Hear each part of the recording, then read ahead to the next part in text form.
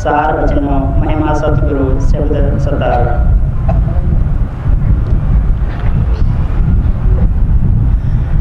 काल ने जगत या जब फरमाया,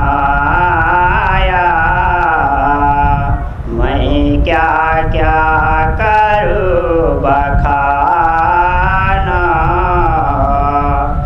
जो साधन थे पिछले जुग के, सो कल जुग में किए प्रमाण।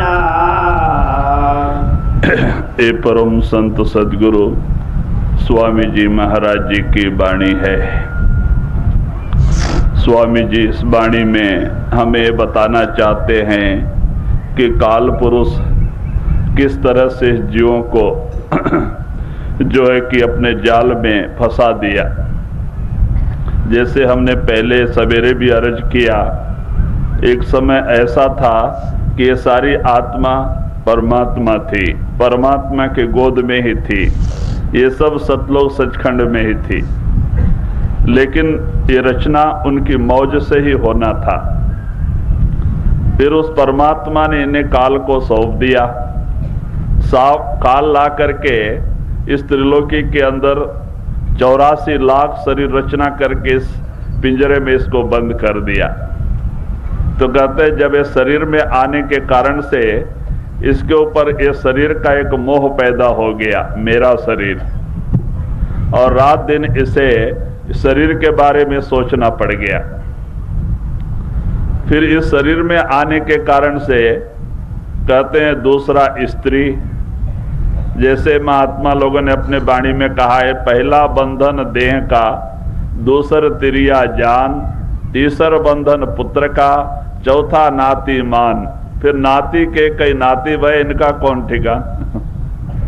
पहला बंधन इस शरीर में आने का, शरीर के ऊपर एक मोह का जो है कि चढ़ गया कि मेरा शरीर, और रात दिन इस आत्मा को शरीर के बारे में सोचना पड़ गया।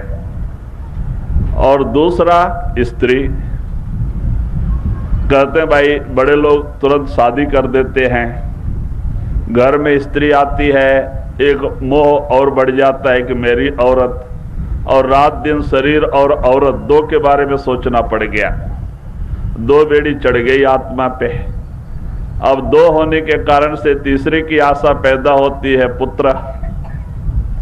जब पुत्र पैदा होता है उसमें एक मोह आ जाता है कि भाई मेरा लड़का, इसको पढ़ाना लिखाना और कपड़ा लत्ता खाना पीना सब उसके प्रति मोह पैदा हो गया, सोचना पड़ा। तो कहते एक शरीर, दूसरी स्त्री और तीसरा पुत्र, 3 बेड़ी चढ़ गई। और 3 के बाद में फिर चौथा नातू, 5वां धन दौलत, माड़ी बंगला, खेती गृहस्थी, नौकरी धंधा, ये सब में उसका मोह बढ़ जाता है और जीव अपने आप को भूल जाता है कि भाई हम कौन हैं, हम कहाँ से आए हैं, हमारा देश कौन सा है। महात्मा बार बार कहते आए भाई ये नगरी काल और माया की नगरी है, ये तुम्हारा देश नहीं, तुम्हारा देश तो सतलोक सचखंड है। वो परमात्मा का देश ही तुम्हारा देश है, जहाँ काल और माया नहीं, सुख और दुख नहीं, जन्म और मरण नहीं, सूरज और चांद नहीं, दिन और रात नहीं। कहते वो सच्चा देश, परमानंद का देश, वो तुम्हारा देश है, जहाँ जाके हमारी आत्मा परमात्मा बन जाती है। लेकिन यहाँ इस दुनिया में आके कहते हैं कि ये जीव बड़ी बुरी तरह से इसमें आके फंस गया। काल क्या क्या धोखा देता है, स्वामी जी महाराज ने इस वाणी में बड़े अच्छी तरह से समझाया है जी। जो साधन थे पिछले जुग के, सो कल जुग में किए प्रमाण।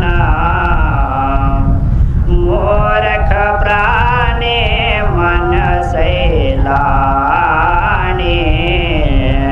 सो अटके जल और पाषाण। तो वही आप इशारा देते हैं, जो साधन थे पिछले युग के, सो कल युग में किए प्रमाण। कहते हैं काल ने क्या किया, जो पहले के साधन थे सतयुग त्रेता द्वापर के प्राणायाम साधन, अष्टांग योग, जप तप, वो सब कलयुग में भी लाके डाल दिया। क्योंकि पहले जमानों में एक इंसान की बड़ी लंबी उम्र होती थी, बड़ी ताकत होती थी। सतयुग में एक इंसान का 1 लाख बरस की उम्र होती थी, 10,000 हाथी की ताकत होती थी। तो उस समय क्योंकि प्राणायाम साधन करने के लिए अन्न आहार त्यागना पड़ता है, खाली नीम की पत्ती का रस ऋषि मुनि थोड़ा सा पी के उल्टी करके फिर धोती नेति वस्ती 3 क्रिया होती है, सारे शरीर की सफाई करके और फिर प्राणायाम साधन करते थे। नाभि स्थान में जो अपान वायु है वो प्राणायाम के जरिए उसको ऊपर लेके आते हैं और आके चिदाकाश में लय कर देते हैं। यहाँ पे लय करके समाधि में मस्त हो जाते हैं, श्वास बंद कर देते हैं, तो शरीर खराब नहीं होता है। ये अपान वायु चिदाकाश में आ जाने से शरीर खराब नहीं होता है। आप 1000 बरस बैठ जाओ, 2000 बरस बैठ जाओ, 100 बरस बैठ जाओ, आपको पानी पीने की जरूरत नहीं, खाना खाने की जरूरत नहीं और शरीर खराब भी नहीं होता है। और जो श्वास रोक लिए होते हैं वो श्वास उतना उम्र बढ़ जाती है, इसीलिए योगियों की उम्र बड़ी लंबी होती है। आज भी आप हिमालय की गुफाओं में जाके देखोगे तो 2-2, 3-3 हजार बरस के लोग मिलेंगे। ऐसी बात नहीं, प्राणायाम साधन करने वाले हैं, लेकिन प्राणायाम साधन बहुत कठिन है। उसके लिए गुरु के सन्निधान में रह के करना पड़ता है और ब्रह्मचर्य की जरूरत पड़ती है, खाना पीना सब त्यागना पड़ता है। प्राणायाम बहुत कठिन है। और आज इस कलयुग में अन्नमय प्राण, खाने के बगैर तो हम जिंदा ही नहीं रह सकते। क्योंकि पहले सतयुग में एक इंसान की उम्र जो है 1 लाख बरस की थी, उसके हड्डी में प्राण होते थे।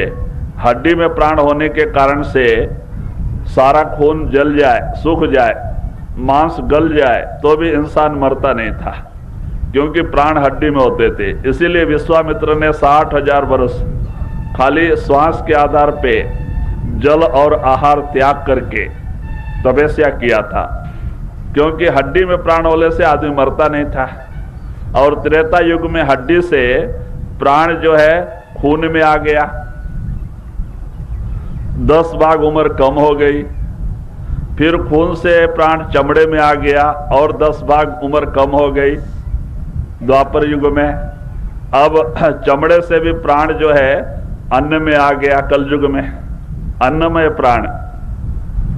इसीलिए तो कहते हैं ना, अन्न छोड़ जो करे पाखंडा, ना मुंडा ना रंडा। पंजाबी में कहावत है कि अन्न छोड़ करके जो पाखंड करना चाहते हैं, ना मुंडा ना रंडा, कहते हैं वो ना दुनिया के ना मालिक के, दोनों तरफ से चले जाते हैं, माने किसी तरफ के नहीं होते हैं, क्योंकि अन्नमय प्राण है। आज इस शरीर को जिलाने के लिए एक टाइम तो भोजन देना बड़ा जरूरी है। और ऐसे समय में प्राणायाम साधन क्या करेंगे? तो काल ने क्या किया, पिछले युग के जो साधन थे वो कल युग में ला के रख दिया। अब इस भूल भुलान में जीव बेचारे फंस गए। जी, मूर्ख प्राणी मन सैलानी, सो के जल हर पासाना, बुद्धिमान अभिमानी जो नर, विद्या नारी के हुए गुलाम। फिर वही आप इशारा देते हैं कि जो मूर्ख माने कम दिमाग के लोग थे, वो लोग मूर्ति पूजन में लगा दिया, वो मूर्ति पूजा में लग गए, तीर्थ व्रत में चले गए। और कुछ बुद्धिमान लोग जो थे वो पठन पाठन में लग गए, 4 वेद 6 शास्त्र 18 पुराण कंठपाठ करके वाद विवाद के पीछे पड़ गए। ना उनकी रूह अंदर गई, ना उन्हें कभी शांति आई। वो तो पठन पाठन के पीछे लग गए, पढ़ के अहंकार ही बढ़ता है कि मैंने इतना पढ़ा, और वाद विवाद करते घूमते हैं। अंदर ना शांति आई, ना अंदर प्रकाश हुआ। तो इसीलिए कहते हैं कि जो मूर्ख लोग थे उनको तो जल और पाषाण के पीछे लगा दिया। तीर्थ यात्रा, व्रत, उपवास और मूर्ति पूजा। अब कहते भाई जिस चीज की हम पूजा करते हैं उससे प्रेम प्यार करते हैं, तो जहां हमारा प्रेम होगा वहां आना ही पड़ेगा। तो हम भी पत्थर के शरीर में आना पड़ता है। अगर एक पेड़ की पूजा करते हैं तो उससे प्रेम करते हैं। कहते जहां आशा तहां वासा। तो हम कहाँ जाएंगे मर के? पेड़ के शरीर में जाएंगे। देखो आज हमारे आंध्र प्रदेश में, हम रायलसीमा में रहते हैं, अनंतपुर जिला में अभी आप देखेंगे हमारे जमीन एकदम खुला साफ रहता है, लेकिन कुछ दिन में आप देखेंगे तो अंदर से छोटे छोटे पहाड़ निकलते हैं। अंदर से ही निकलते, जमीन से छोटा छोटा पत्थर का टुकड़ा अंदर से बाहर आते रहता है, पहाड़ के रूप में एकदम ऊपर आते रहता है। भाई कौन है? जो उससे प्रेम प्यार किए बैठे हैं। जहां आशा तहां वासा हम एक पत्थर से प्रेम प्यार करेंगे, पत्थर की पूजा करेंगे, हम कहाँ जाएंगे? पत्थर के शरीर में पैदा हो जाएंगे। पेड़ की पूजा करेंगे, पेड़ से प्रेम प्यार करेंगे, हम पेड़ के शरीर में चले जाएंगे। तीर्थों से प्रेम प्यार करेंगे, हम कहाँ जाएंगे? तीर्थ उसी पानी में मछली और मेढक बन के पैदा हो जाएंगे। देखो जयमल सिंह महाराज जी के गुरु माने पिता, माने उनके दादा, जयमल सिंह महाराज जी के दादा को तीर्थ से बड़ा लगाव था। और आप उसी हरिद्वार, माने सारा परिवार हरिद्वार जाके स्नान करके आना ही मुक्ति का साधन समझा था। और मरने के समय उनका वही ख्याल हरिद्वार तीर्थ के ऊपर ही रख के मरे। तो वहां हरिद्वार के किनारे एक पीपल का पेड़ बन के पैदा हो गए। और जब जयमल सिंह महाराज मिलिट्री में भर्ती होने के बाद, स्वामी जी महाराज मिलने के बाद और मिलिट्री में भर्ती होकर कुछ बरस ड्यूटी करने के बाद जब माँ को देखने के लिए गए, तो माँ ने भी वही ख्वाहिश किया कि जो है कि हरिद्वार स्नान करना। तो महाराज ने सोचा अब इसकी आखिरी इच्छा है, पूरा नहीं किया तो वही आस लेके मरेगी। हालांकि यह संत महात्मा थे, लेकिन माँ को लेके हरिद्वार जाना पड़ा स्नान कराने के लिए। और जब उसको हरिद्वार लेके गए, वहां स्नान कराने के लिए छोड़े, आप भजन बैठे थे, इनको वो आत्मा दिखाई दिया, इनके दादा की आत्मा पेड़ के रूप में खड़ी है, महात्मा थे तो आपको बड़ा दर्द हुआ और आप ध्यान छोड़ करके उस पेड़ के ऊपर चढ़ गए और जाके उसके कुछ पत्ते तोड़ के खाए, यानी उसको मुक्ति दे दिया। पेड़ सूख गया उसको मानव शरीर में भेज दिया, क्योंकि कोई भी महात्मा निचले शरीर से डायरेक्ट मुक्ति नहीं दे सकता। मुक्ति का जो साधन वो मानव शरीर है, उसको निचले शरीर से महात्मा मानव शरीर में भेज देते हैं।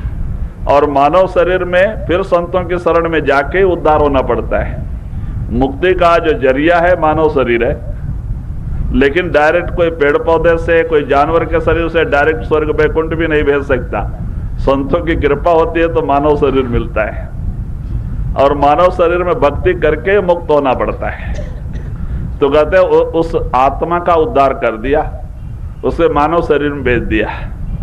तो आप ऐसे ही कहते भाई जहां हम आशा लगा के पूजा करना यानी प्रेम करना, फिर जहां हमारी आशा होगी, जहां हमारा प्रेम होगा, उस शरीर में जाना ही पड़ता है, उसी योनि में खान में जाना पड़ता है। तो इसलिए महात्मा कहते भाई अब तुम्हें निचले शरीर से ऊपर आए हुए हो, मानव शरीर सर्वश्रेष्ठ 84 का ये सीढ़ी का आखिरी डंडा है, 84 का लास्ट स्टेज है, सिरमौर है मानव शरीर एकदम ऊपर आए हुए हो, फिर निचले शरीर का क्या पूजा करना।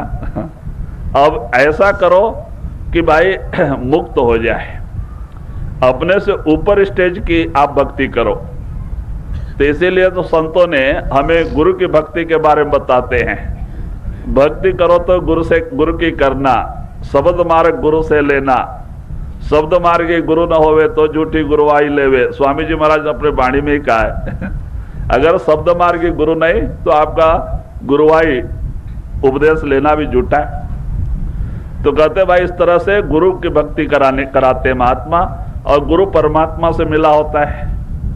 और जब हम गुरु का रूप हो जाते हैं तो गुरु हमें शब्द से जोड़ देता है, शब्द प्रकट कर देता है, और शब्द के जरिए आत्मा परमात्मा से जाके मिल जाती है। तो ये जरिया होता है। तो कहते भाई ऊपर उठने की कोशिश करो, फिर निचले खान के भक्ति करके नीचे जाने की कोशिश मत करो जी। बाकी जीव बीच के जितने नामो रखना अति बुद्धिमान, जप तप व्रत संयम बहुत के, पंच अग्नि में जले निदान। तो वही स्वामी जी महाराज इशारा देते हैं कि भाई जो अज्ञानी लोग थे, जिनके पास बुद्धि ज्ञान कम था, वो मूर्ति पेड़ पौधे और तीर्थ में लग गए, उनकी पूजा में लग गए। जो ज्ञानी लोग थे वो पठन पाठन में लग गए, ग्रंथों के पीछे पड़े। और जो बीच के जीव थे, ना बुद्धिमान ना अति बुद्धिहीन, ऐसे बीच के लोग कहते हैं भाई अगर बुद्धिमान है तो उसको भी आप समझा सकते हैं, वो भी समझ जाएगा। और बुद्धिहीन है माने कम दिमाग वाला है तो उसको भी आप समझा सकते हैं। लेकिन ये बीच के जो लोग हैं ना, उनको ब्रह्मा भी समझाए तो मानते नहीं। जो बीच के लोग हैं, ना बुद्धिमान ना बुद्धिहीन, ये बीच के जो लोग हैं ना, ये लोग मानने को तैयार नहीं होते। तो ऐसे लोग क्या कर गए, ये जप तप के पीछे पड़ गए। और पंचध्वनि, चार अग्नि चारों तरफ जो है कि लगा के बीच में बैठ के, बीच में अंदर जठर अग्नि और चारों तरफ चार अग्नि, ये पांच अग्नि के ताप में बैठ के साधन करते हैं। कोई जलधारा करता है, कोई सिर नीचे पैर ऊपर करके तपस्या में लग जाते हैं, क्योंकि ये बड़े हठी होते हैं, ना बुद्धिमान ना अति बुद्धिहीन। ये बीच के जो जीव होते हैं ना, ये किसी का मानते नहीं, ये अपना हट पकड़ के जाते हैं। तो ऐसे लोग इस कठिन साधन में जाके लग गए। तो कहते हैं इस तरह से काल उनको बड़ी बुरी तरह से फंसा देता है, लास्ट में सफलता नहीं मिलती है, पीछे मुड़ना पड़ता है जी। देखो चरित्र काल करता के, कोई सिर कोई पैर रुधाना, भटक भटक भटकाया सब जग, कोई न लगाया ठहर ठिकाना। क्योंकि मैंने पहले भी कहा था, जैसे मैं हरिद्वार में गया था, कुछ कर्नाटका की संगत एक बस पूरी थी। जब स्नान करने के लिए गए तो वहाँ यही अप्रैल के महीने में गए थे, और ब्यास का भंडारा करके और बाद में हम लोग ऋषिकेश हरिद्वार गए थे। तो अप्रैल का ही महीना था, बहुत गर्मी होती है वहाँ पे। तो ऐसे समय में वहाँ पे साधु लोग सर नीचे पैर ऊपर करके खड़े रहते। हालांकि वो कोई तपस्या में नहीं रहते हैं, उनका एक अभ्यास होता है 2 घंटे का प्रैक्टिस होता है। तो इस तरह खड़े होते हैं तो लोग क्या सोचते हैं, कोई बड़ा तपस्या में है, विभूति लगा के नंगे, और बड़ी गर्मी पड़ती होती है, रेत भी तपते होता है, उसमें सर नीचे पैर ऊपर करके खड़े होते हैं। तो लोगों को आश्चर्य होता है। तो लोग रुपया 2 रुपया 4 आने 8 आने फेंकते जाते हैं। तो ये 2 घंटे तक ऐसे पड़े होते हैं। बगल में एक कैंप होता है उनका, टेंट।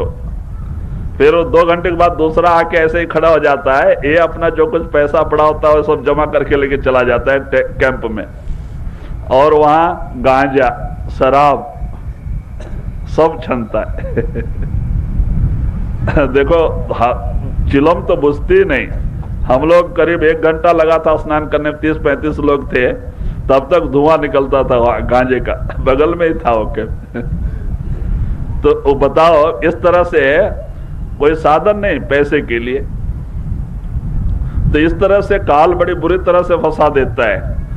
वहां साधन भी नहीं होता है, खाली पेट के खातिर क्या क्या करने को तैयार हो जाते हैं साधु के रूप में।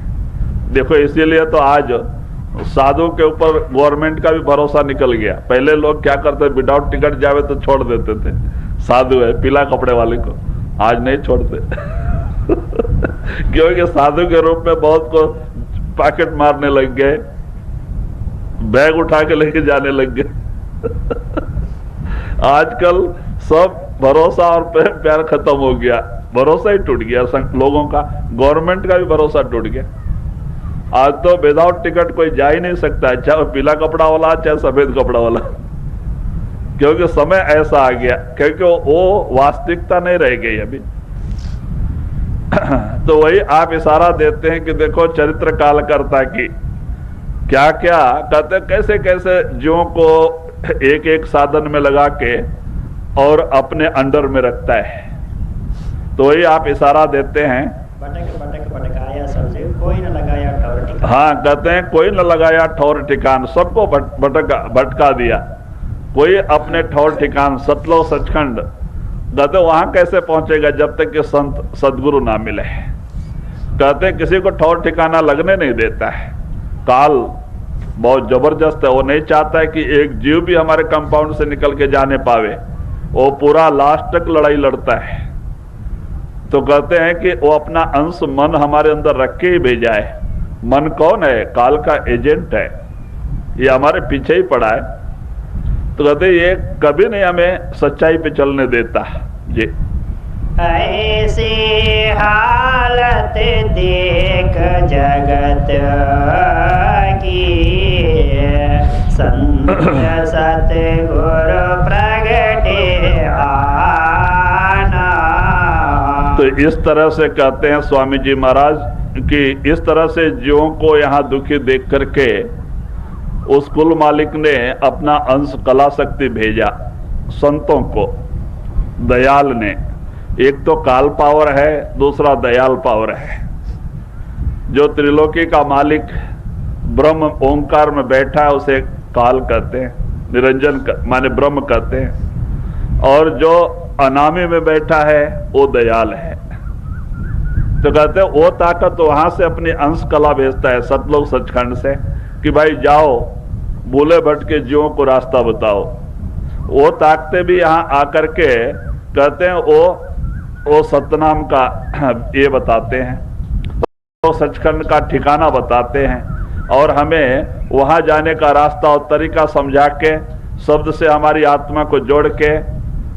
और संतों ने क्या किया इस कलयुग में, खाली तीन मुक्ति के साधन रखे हैं।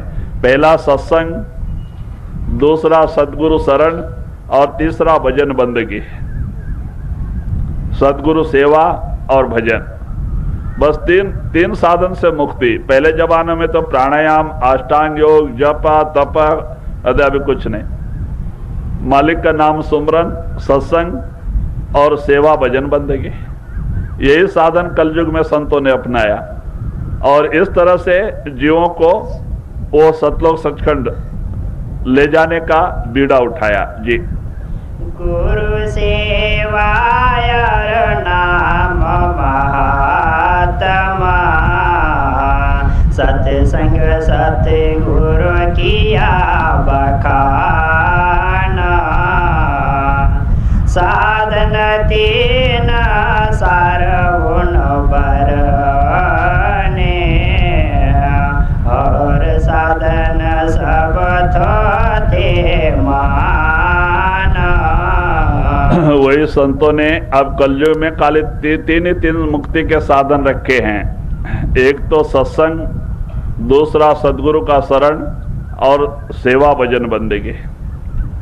कहते तीन साधन से जीव उद्धार। सत्संग में हमें क्यों जाना है? सत्संग में जाके हमारा भ्रम दूर होता है, हमें सत्य असत्य का ज्ञान होता है कि ये मानव शरीर हमें क्यों मिला है, हमें क्या करना है, हम क्या कर रहे हैं, ये सारी जानकारी हमें सत्संग में होती है। और सत्संग सुनने से हमारे कुछ पाप भी करते हैं और हमारा प्रेम प्यार उस मालिक की तरफ आता है। तो इसलिए सत्संग भी बहुत जरूरी है। सत्संग तो रोज रोज सुनना चाहिए। हफ्ते में 15 दिन, महीने के सत्संग काम नहीं बनेगा।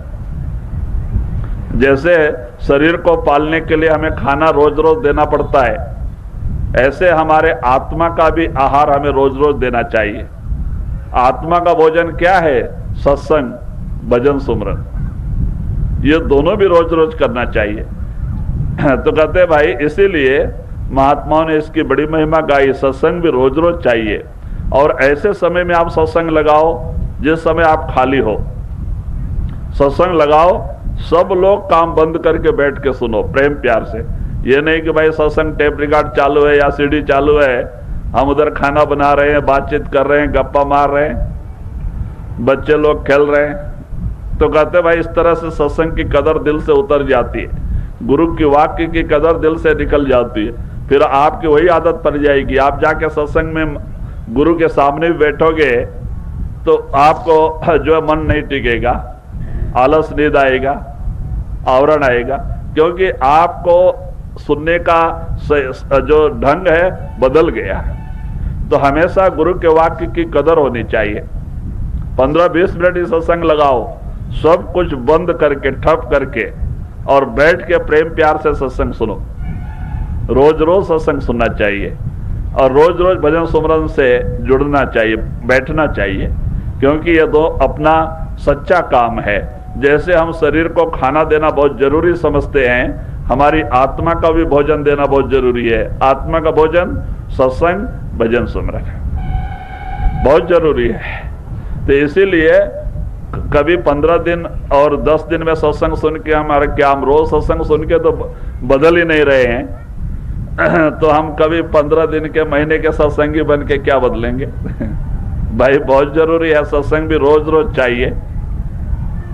और रोज रोज, क्योंकि ना मालूम किस समय उस मालिक की कृपा किस आत्मा पे हो जाए कि उनका एक वाक्य, गुरु का एक वाक्य दिल में लग जाए, इसकी काया पलट हो जाए। तो इसीलिए सत्संग रोज रोज सुनना चाहिए, सत्संग प्रेम और प्यार से सुनना चाहिए। कहते हैं ना, गुरु के वचन प्यारे ऐसे, जस माता सुत तोतरी बात। गुरु के वाक्य कैसे प्रिय होना चाहिए? जैसे एक माँ का छोटा बच्चा जब पहले पहल बोलने लग जाता है तो माँ को बड़ा खुशी होता है सुन के, वो भले कुछ भी बोले, माँ को खुशी होता है कि मेरा बच्चा बोलने लग गया, और माँ सुनने की ख्वाहिश करती है कि और बोले और बोले। तो कहते हैं ऐसे शिष्य को अपने गुरु का वाक्य सुनने की ख्वाहिश होनी चाहिए, प्रेम और प्यार बढ़ना चाहिए, ये नहीं परेशान हुए सत्संग लगा के। तो कहते भाई इस तरह का प्रेम और प्यार होना चाहिए। तो इसीलिए आप स्वामी जी महाराज कहते हैं कि कलयुग में संतों ने ये 3 साधन मुक्ति के रखे हैं। पहला सत्संग, दूसरा कहते हैं सतनाम की महिमा, नाम सुमरन, और सेवा और भजन।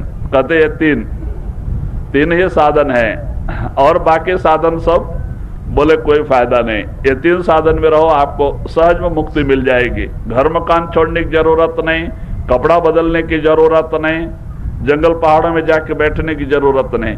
इन तीनों को करो, रोज रोज करो, कुटुंब परिवार में रहो, यह लोग परलोक दोनों बन जाएगा, सहज में मुक्ति मिल जाएगी।